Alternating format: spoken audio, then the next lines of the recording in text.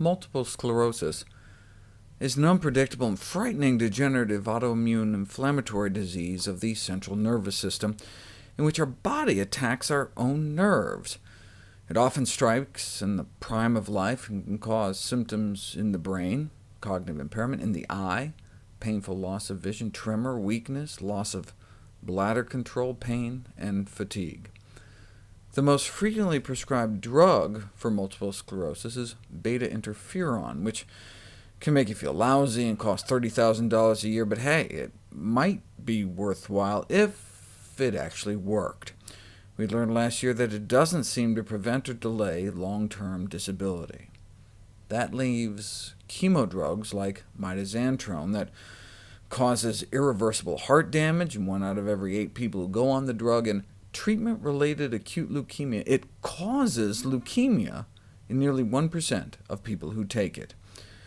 But hey, MS is no walk in the park. If only there was a cheap, simple, safe, side effect-free solution that also just so happened to be the most effective treatment for MS ever described. Dr. Roy Swank, who we lost at age 99, was a distinguished neurologist whose research culminated in over 170 scientific papers. Let's look at a few.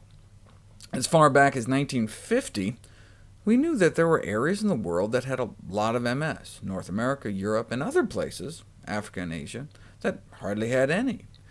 And now we have all these migration studies showing that if you move from a high-risk area to a low-risk area, your risk drops, and vice versa. So it seemed less genetics and more lifestyle. Dr. Swank had an idea, as he recounted in an interview with Dr. John McDougall at the ripe young age of 84.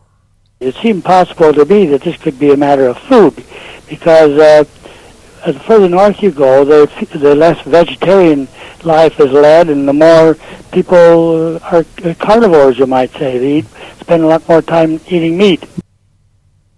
After looking at the multiple sclerosis data from World War II in occupied countries where meat and dairy were rationed, and his famous study in '52 finding the frequency of MS directly related to the amount of saturated animal fat consumed daily in different areas of Norway, he concluded it might be the animal fat, so he decided to put it to the test by restricting people's intake of saturated animal fat. Here's his first 47 patients, before cutting out about 90% of the saturated fat from their diet, and here's after, showing a decrease in both the frequency and severity of MS attacks. Normally, you're lucky if you get people to stick to a diet for 6 months, and so that's why most dietary trials last a year at the most. This is reporting results from the first 3.5 years. Then came the 5.5-year follow-up. He adds another 100 patients. Then the 7-year follow-up, published in the Annals of Internal Medicine. Then the 20-year follow-up, the 34-year follow-up. How did they do? If you can get people early in their disease, when they're only mildly disabled, and restrict their saturated fat intake, Dr. Swank showed he could stop their disease in 95% of cases. No further disability 34 years later. But if they started slacking on their diet even years in, their disease could become reactivated. It felt so great, they were like, hey, I can cheat a little bit, I got this disease under control.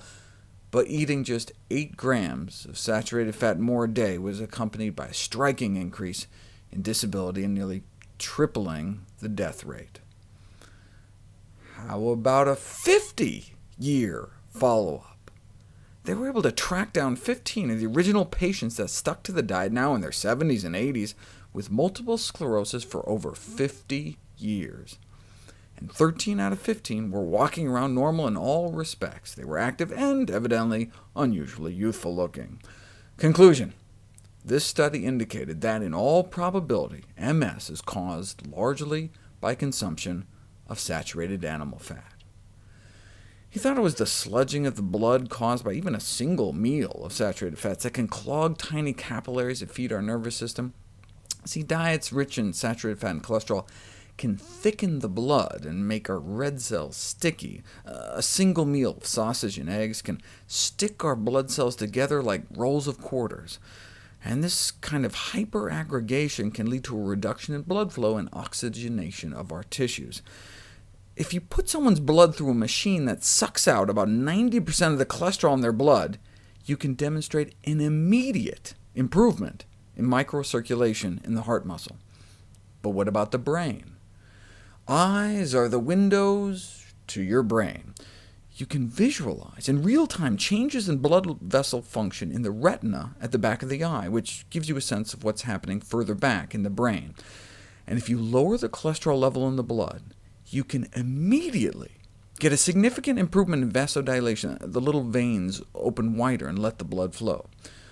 So yes, it could be the saturated fat leading to clogging of our capillaries, but now we know animal fats can have all sorts of other deleterious effects, such as inflammation, so who knows what the actual mechanism may be by which cutting animal fat can cut MS progression.